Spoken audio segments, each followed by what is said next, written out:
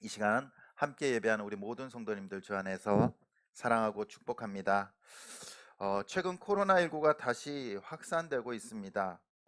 또 다시 걸리시는 분들, 이전에 걸리지 않으셨던 분들이 조금씩 또 걸리시기도 하는데요. 그래도 이제 이전보다는 증세가 약하다고 합니다. 그래도 끝까지 조심하시고 또 건강하시길 바랍니다. 옛날에는 이런 질병, 전염병들이 걸렸을 땐 어떻게 했을까요? 조선말 괴질이라고 불리던 이 콜레라와 장티푸스가 이제 장안을 휩쓸고 있었습니다. 당시 뭐 예방이나 치료가 무방비했었죠. 괴질이 북쪽에서 내려왔다고 해서 그 평양 감사는요 이렇게 명령을 내렸습니다. 이 괴질이 만주 쪽에서 오는 것이니 그 길목에 장승을 세워라. 그리고 오는 길목에 그 도로들 있잖아요. 거기에다가 이 개골창, 이게 구덩이 같은 걸 이제 파놓으라는 겁니다. 왜냐하면 괴질이 오다가 거기서 넘어지게. 어, 평양성을 다스리는 최고의 관리가 평양 감사죠. 어떻게 보면 최고의 엘리트 머리에서 나온 그러한 생각이었다는 겁니다. 근데 그때 마침 그 평양에는 마펫 선교사님이 계셨습니다. 그 평양 감사의 그러한 처방을 보고 사람들한테 얘기합니다. 그 너무 어리석은 일입니다. 어리석은 일입니다. 그렇게 하지 말고 날건 먹지 말고 뭐 과일이든 뭐든 꼭 익혀 먹고, 그리고 항상 손 씻고 깨끗하게 하고 옷도 자주 빨라고 그렇게 고면을 했습니다. 사람들은 누구의 말을 믿었을까요? 선교사님의 말을 믿었을까요? 평양 감사의 말을 믿었을까요? 아무리 선교사님이 얘기해도 사람들은 귀담아 듣지 않았습니다. 참 지금 생각하면 참 어리석은 판단이죠. 괴질이 북쪽에서 오니까 장승을 세워놓고 구덩이를 파서 넘어지게 하라는 참 어리석은 행동이었습니다. 오늘날도 다를까요? 오늘날도 과학이 발달되고 의학이 발달됐습니다. 우주를 가는 시대죠. 6월 21일 날 우리나라에서 누리호를 발사하는데 성공했죠. 이제 우리나라도 이제 우주선을 쏘아 올린 나라가 되었습니다. 그렇다면 우리나라 사람들은 우상이나 미신들을 안 믿을까요? 그렇지 않아요. 참 희한하게도 사람이 우주를 날아가고 우주선을 쏘아 올리고 의학이 발달돼도요, 사람들은 미신을 떠나지 않아요. 우상을 버리지 않습니다. 참 어리석지 않습니까? 나이 드신 분들만 그런 것이 아니에요. 젊은이들도 그렇습니다. 젊은이들도 애인이 생기면요 궁합을 봐요. 궁합을. 참 희한해요. 그죠? 그 다음에 요즘은 뭐 타로점이라는 게 있죠. 타로점도 보고요. 점을 보러 다니는 거예요. 점을 보러 다니는 거. 아무리 과학을 발달돼도요, 사람은 변하지 않는 것 같습니다. 사람은 변하지 않는 것 같아요. 여전히 미신과 우상이 넘쳐나는 시대를 우리는 살아가고 있습니다. 우리는 어떻게 이 시대를 살아가야 될까요?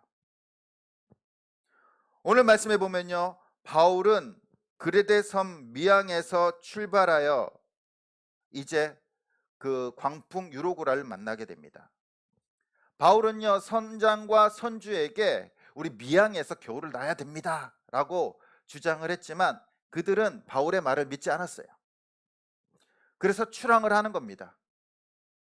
출항을 하는데 갑자기 이제 광풍이 불기 시작합니다. 미항을 떠난 지 14일째 되는 날 선원들은요 생사의 갈림길에 놓이게 되고요, 모든 짐들을 다 버립니다. 그때 바울이 우리는 살 거다, 하나님께서 우리를 보호해 주시고 내가 로마에 가서 복음을 전해야 되니까 나는 그 약속의 말씀을 믿으니까 걱정하지 마십시오, 우린 다 살 겁니다. 배의 무게를 다 줄이게 됩니다. 줄이게 돼요. 그리고 배가 파선하게 되자 수영하는 사람들은 수영을 하게 되고 또 그렇지 못한 사람들은 배에 부서진 이거 뜰 수 있는 것들을 붙잡고 육지로 건너가게 됩니다. 그리고 육지로 건너간 사람들 276명이 모두가 다 살아나요. 한 명도 죽지 않습니다. 하나님께서 말씀하신 대로 모두가 다 살아납니다. 그 도착한 후에 비로소 자신들이 멜리데 섬에 이르게 될 사실을 알게 됩니다. 이 멜리데 섬은요, 오늘날 유명한 관광지 몰타 섬이라고 합니다. 제주도의 한 6분의 1에 불과해요. 그러니까 아주 작은 섬이죠. 근데 오늘 말씀에 보면은 그들을 야만인으로 표현해요. 야만인. 이 야만인이라고 해서 그들이 막 식인종이거나 또 뭐 비문명화된 그런 사람들을 뜻하는 것이 아니에요. 당시 야만인이라는 단어는요, 헬라 문화를 거부하는 사람들, 그리고 헬라어를 쓰지 않는 사람들을 야만인이라고 불렀다고 합니다. 그러니까 그레데 섬은요, 그 헬라 문화를 거부한 사람들이었어요. 헬라어를 쓰지 않은 사람들입니다. 그곳에 도착하게 돼요. 몇 주 만에? 2주 만에. 이 지도를 보시면요, 한 번 더 보시면은 저기 미양에서부터 저기 보이지 않아요. 멜리데 섬이. 그냥 화살표 끝에 그 섬이 있는 거예요. 근데 그 거리가 약 750km에서 800km예요. 그 먼 거리를 몇 주 만에? 2주 만에. 2주 만에 가요. 2주 만에. 800km나 되는 그 먼 거리를. 뭐 때문에? 광풍 때문에. 어떻게 보면은 하나님의 은혜죠. 비록 2주 동안 너무 힘들었지만 굉장히 빨리 간 거죠. 이제 모든 사람들이 배에서 뛰어들어서 바다로 뛰어들어서 헤엄쳐서 나무를 붙들고 뜰 것을 붙들고 모두가 다 살아납니다. 그리고 멜리데 섬에 도착을 해요. 그곳에서 이 원주민들이 그들을 반겨줍니다. 반겨줘요. 거부하는 것이 아니라 그들을 이제 동정하고 불을 피우고 그리고 몸을 녹이게 해줘요. 파선에서 살아난 모든 사람들이 안도의 한숨을 쉬고 있었습니다. 그리고 따뜻하게 이제 추운 날 불을 쬐고 있는 거예요. 그때 사고가 발생합니다. 우리 3절 말씀 보겠습니다. 우리 3절 말씀 같이 읽겠습니다. 시작. 바울이 나무 한 묶음을 거두어 불에 넣으니 뜨거움으로 말미암아 독사가 나와 그 손을 물고 있는지라. 아멘. 그 수많은 사람들이 있는데 바울이 이제 불을 더 때우려고 나무 가지를 가져다가 이제 불에다 딱 넣었어요. 근데 당시는 이제 11월 달 정도 됩니다. 추운. 그러니까 파충류, 특히 뱀은 동면을 취하게 되죠. 땅을 들어가거나 이 나무 가지 사이에서 아마 이제 잠을 자려고 했던 건지 잠을 자고 있었는지는 모르겠어요. 그것을 가져다가 이제 바울이 딱 넣는 순간 뱀이 어때요? 깜짝 놀라서 깨입니다. 그리고 바울의 손을 물어버려요.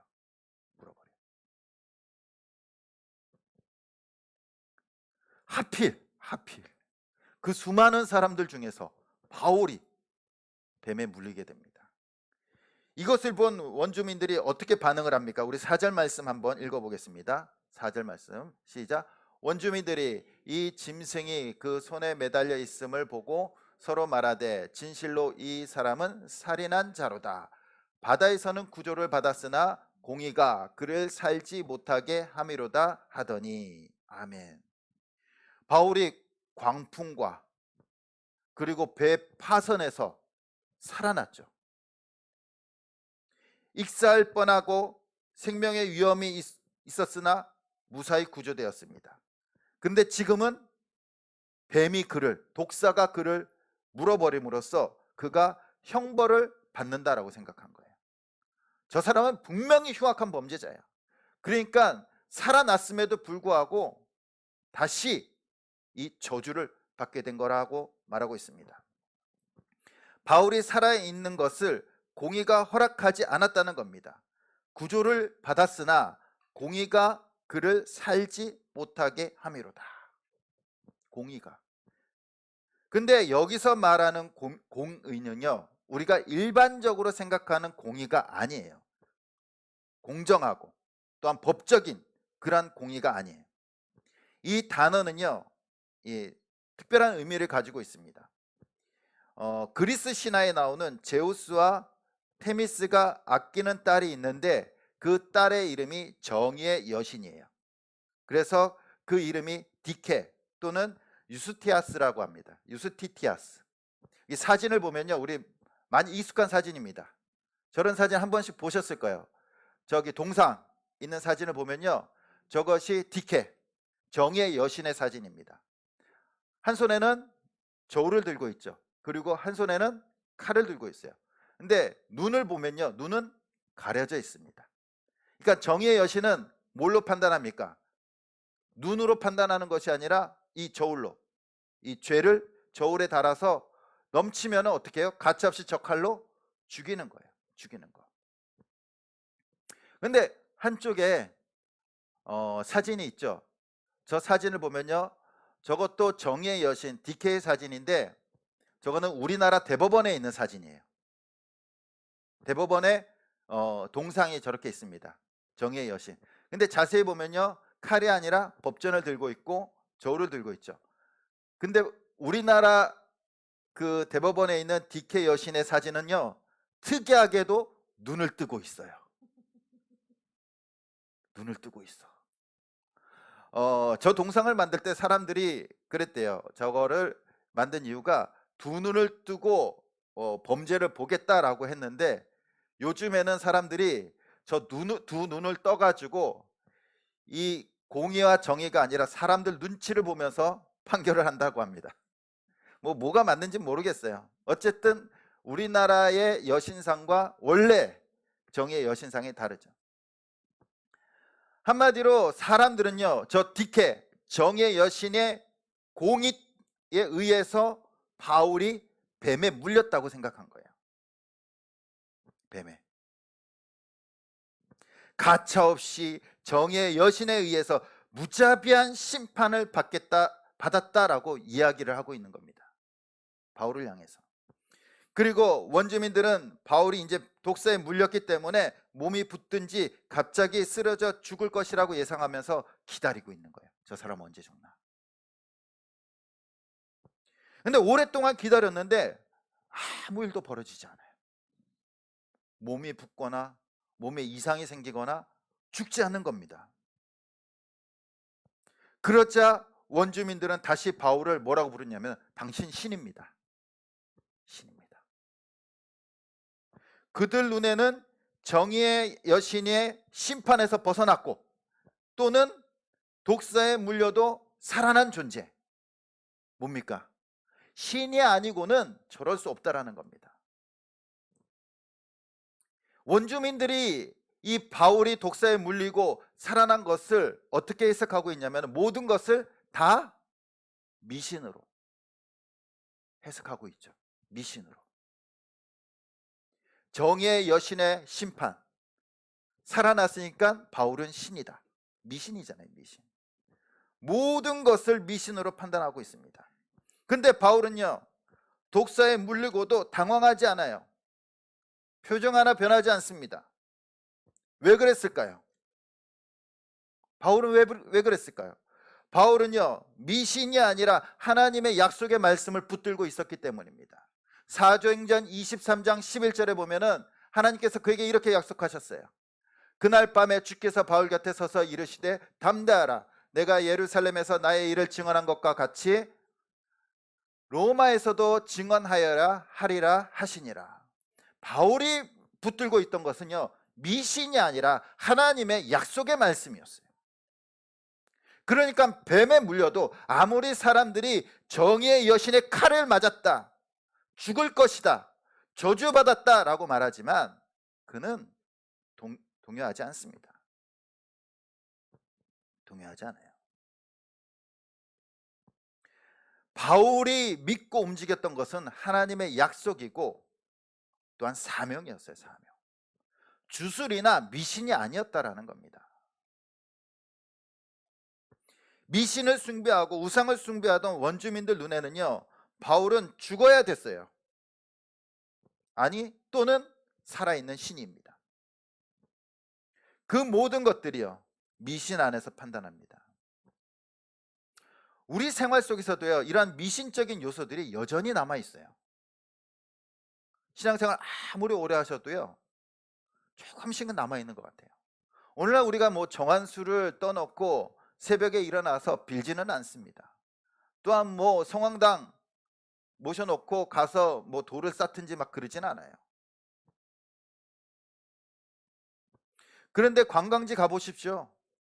산 같은 데 가보면요, 딱 산길 올라가 보면 뭐가 있어요? 꼭 돌탑이 있어요. 돌탑이. 그쵸? 또 연못에는요, 왜 그렇게 동전이 많이 빠져 있어요? 에? 우리나라가 아무리 발달됐다고 할지라도요, 사람들 마음엔요, 그런 미신적인 요소들이 여전히 남아있다는 겁니다.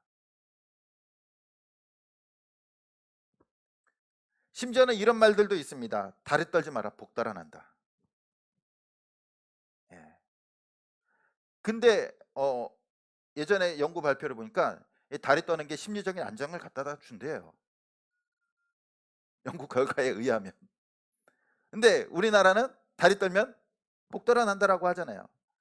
그리고 닭날개 먹으면 바람 난다. 예. 누가 만들었는지 몰라도 본인이 닭날개를 좋아했나 봐요. 돼지 꿈 꾸면은 재물 복이 들어온다. 그래서 복권을 사잖아요. 한 주 동안 돼지 꿈을 꾸는 사람이 5천만 명 중에 몇 명이 될까요? 굉장히 많겠죠. 또 밤에 휘파람을 보면 뱀이 나온다. 뭐 빨간색으로 이름을 쓰면 안 좋은 일이 생기거나 죽는다. 예. 시험날 죽을 먹으면 시험에 죽을 쓴다. 또 애인에게 신발을 선물하면 도망간다. 제가 오늘 꿈을 꿨는데 이쪽 오른쪽 아래 이빨이 빠지는 꿈을 꿨거든요. 어떨까요? 또 시험날 미역국을 먹으면 미끄러진다.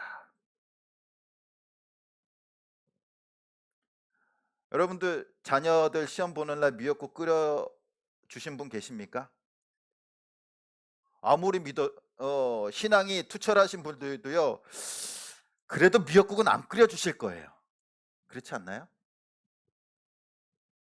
제가 고등학교 때 기말고사인가 중간고사, 이게 중요한 시험에 어머니가 그날 미역국을 끓여 주셨어요. 진짜로. 제가 미역국을 좋아하거든요. 예, 미역국을 끓여 주셨어요. 그리고 맛있게 먹었어요. 근데 시험을 딱 보는 순간 미역국 먹었네? 시험을 잘 봤을까요? 못 봤을까요? 네?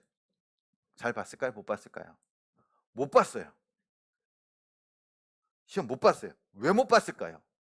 미역국 때문일까요? 공부 안 했으니까 못 본 거죠. 공부 안 했으니까 못 본 거죠.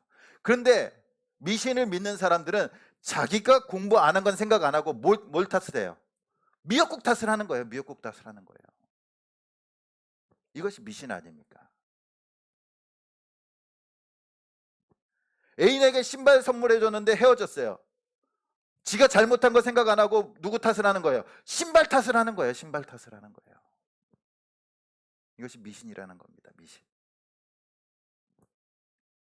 우리의 삶을요, 미신적인 요소로 해석하려고 해요. 이 원주민들처럼. 그러나 우리의 인생을 움직이는 것은 이러한 미신이 아니라 주님께서 주신 약속의 말씀과 우리의 사명인 줄 믿습니다. 어떠한 미신이 와도요, 우리는 흔들리지 않아요. 그 말씀만 붙들고 있으면. 바울이 독사에 물려도 요동치 않잖아요. 담대하잖아요. 예수 그리스도를 만나지 못한 사람들은요, 여전히 미신 속에서 살아갈 수밖에 없습니다. 거기에 갇혀 살아가는 거예요. 멜리데선 사람들도요, 바울을 신으로 또 섬깁니다. 여전히 미신을 벗어나지 못해요. 우리는 예수 그리스도를 통해서 그것을 벗어난 줄 믿습니다. 아무데나 미역국 드십시오. 죽도 드시고요. 8절에 보면요, 멜리데 섬에 고위 관직이 등장합니다. 보블리오라는 사람이에요. 근데 오늘 말씀해 보면 그 보블리오의 부친 아버지가 열병에 걸렸어요. 이 열병이라는 것은 염소젖에 있는 병원균에 의해서 발생되었다고 합니다. 그리고 이 병에 걸리면요, 짧게는 수개월에서 길게는 2, 3년간 이 질병에 시달린대요. 그러니까 이 질병의 절정에 올랐다가 떨어졌다가 올랐다가 떨어졌다가 이거를요 몇 년간 하는 거예요. 몇 년간. 심지어는 평생 하는 사람들도 있었다고 합니다. 근데 이 질병에 걸리면요, 사람들은 어떻게 생각했을까요? 아, 질병이야 라고 생각했을까요? 똑같이 생각하지 않았을까요? 정의 여신의 심판일 것이다. 그래서 이러한 질병에 걸리면요, 열병의 여신인 페브리스의 이름을 부르거나 또한 그 열병 귀신을 대학하는 부적이나 주술을 사용했다고 해요. 주술. 약이 없던 시절에는 그랬겠죠. 바울은 보블리의 부친이 이런 질병 속에 있다라는 소식을 듣고 그에게 갑니다. 그리고 그 머리에 손을 얹고 기도합니다. 그리고 치유가 돼요. 나음을 얻어요.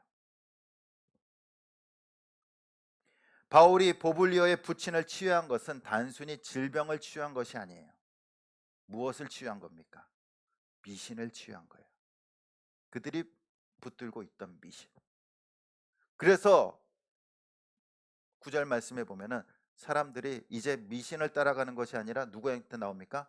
바울에게 나오잖아요. 바울에게 나와서 기도받고 그리고 나음을 얻게 되잖아요. 바울이 뱀에 물려도 살아났고 보블리오의 부친이 열병의 고침을 받음으로써 그들이 섬겼던, 지금까지 섬겼던 그 미신들, 우상들이 가짜였다라는 것을 깨닫게 됩니다.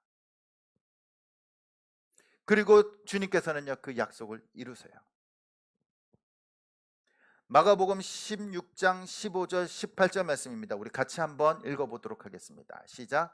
또 이르시되 너희는 온 천하에 다니며 만민에게 복음을 전파하라. 믿고 세례를 받는 사람은 구원을 얻을 것이요 믿지 않는 사람은 정죄를 받으리라. 17절 말씀입니다.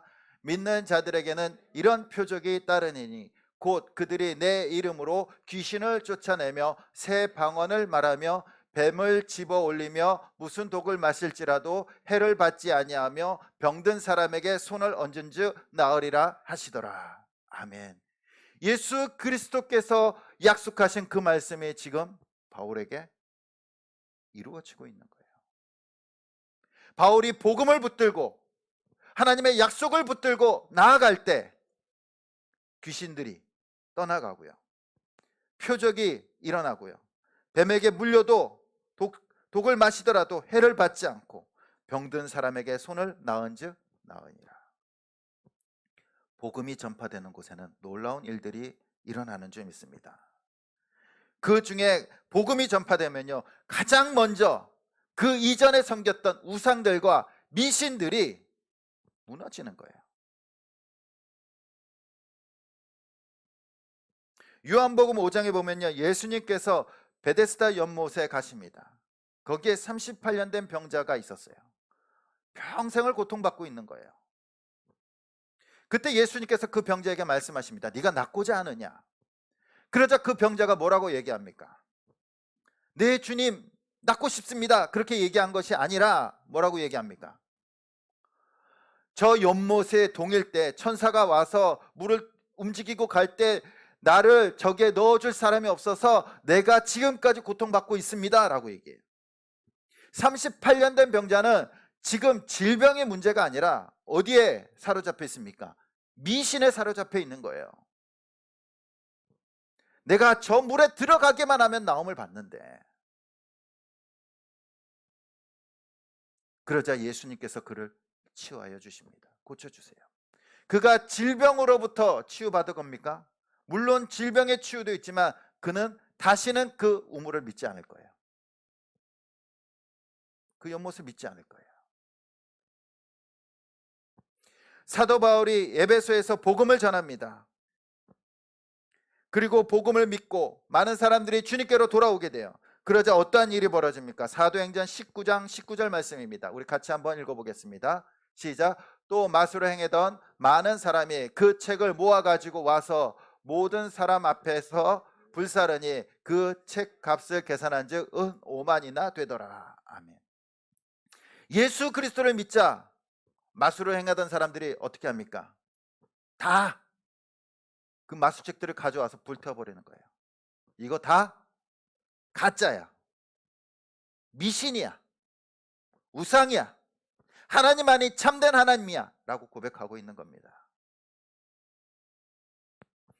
복음은 그동안 믿었던 잘못된 우상들과 미신을 몰아내고 예수 그리스도를 믿는 거예요. 복음은 우상과 미신에서 벗어나 창조주 하나님께 돌아가는 것이 바로 복음인 줄 믿습니다. 세상은 여전히 미신과 우상이 지배하고 있어요. 오늘날 우리가 믿고 있는 우상과 미신들이 뭐가 있습니까? 뭐가 있나요? 우리는 점을 치지 않아요. 그렇지 않습니까? 구슬하지 않습니다. 그런데 은연중에 우리가 믿고 있는 미신과 우상이 있어요. 뭘까요? 내가 돈을 많이 벌면은 나는 행복해질 수 있어. 그걸 믿고 있지 않습니까? 내가 좋은 집에 살고 있으면 나는 행복해질 거야. 우리 자녀들이 좋은 학교에 가면 나는 행복할 거야. 이것이 오늘날의 우상이고 미신 아닐까요? 진정한 행복은 어디에 있습니까? 예수 그리스도 안에 있는 줄 믿습니다. 하나님을 만날 때 우리의 존재가 회복되어지고 주님을 만날 때 참된 기쁨이 있고 주님을 만날 때 주님께서 주시는 참된 행복이 있는 줄 믿습니다. 그런데 돈을 많이 벌면 행복해질 것이라는 막연한 그런 미신 속에 사로잡혀 살아가는 사람들이 너무나 많다는 겁니다. 예수 그리스도를 만나고 복음이 가는 곳에는요, 미신이 깨트려지고 온전히 창조주 하나님을 만나게 될 줄 믿습니다. 예수 그리스도로 말미암아 치유되어지고요, 예수 그리스도로 말미암아 우리는 진정한 영의 행복과 삶의 행복을 누리게 될 줄 믿습니다. 우리 교회와 우리의 가정들이 그 복음이 가는 그 행복의 길, 참된 길을 누리길 축복합니다.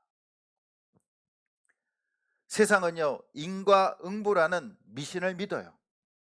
인과응보, 참 좋은 말 아닙니까? 착한 사람은 상을 받고 죄인들은 벌을 받는 거. 어릴 때부터 우리는 그 말을 믿고 살았어요. 그것이 정의예요, 정의. 그것이 공의 아닙니까? 착한 사람들은 잘 돼야 되고 나쁜 사람들은 반드시 벌을 받아야 돼요. 바울이 뱀에 물렸을 때 바울은 분명히 어떠한 자였습니까? 원주민들이 보기에는 저는 죄인이었어요. 뱀에 물린 거 보니까 저 사람은 살인자야. 정의의 여신의 칼을 맞은 거야. 심판을 받은 거라고 생각했습니다.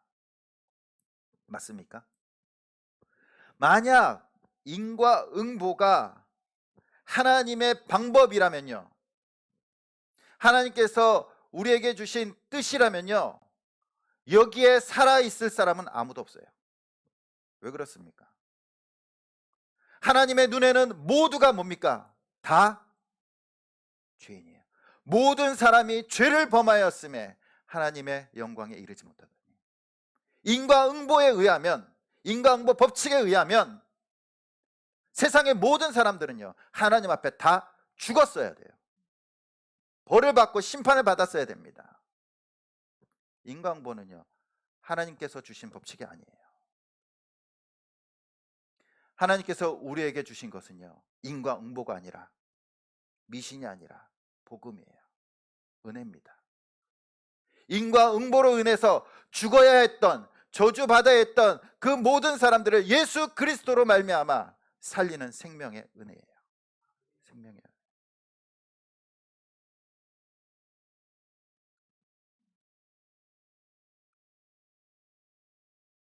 복음은 바로 하나님 앞에서 죽어야 했던 존재들이 다시 살아나 하나님의 자녀로 되는 것입니다. 그리고 사명으로 살아가는 거예요. 이제는 이 세상의 법칙이 아니라, 세상의 미신이 아니라 하나님의 말씀과 사명으로 살아가야 되는 줄 믿습니다. 그럴 때 하나님께서 저와 여러분들을 보호해 주세요. 너희는 온 천하에 다니며 만민에게 복음을 전파하라. 그때 어떠한 일이 일어납니까? 믿는 자들에게는 표적이 따르리니 곧 그들이 내 이름으로 귀신을 쫓아다니며 새 방언을 말하며 뱀을 집어올리며 무슨 독을 마실지라도 해를 받지 아니하며 병든 사람에게 손을 나은즉 얻은즉 나으니라. 우리는 세상의 미신과 우상과 세상의 법칙이 아니라 복음으로 살아가는 사람들인 줄 믿습니다. 복음으로 살아갈 때 우리 앞에 놓인 악한 영들이 떠나가고요, 복음으로 살아갈 때 우상과 미신들이 무너지는 줄 믿습니다. 우리의 인생은요, 예수 그리스도로 말미암아 우상과 미신을 벗어버린 하나님의 자녀가 된 줄 믿습니다. 이제는 주님께서 주신 그 말씀과 사명을 붙들고 우리의 삶의 터전으로 나아가길 소원합니다.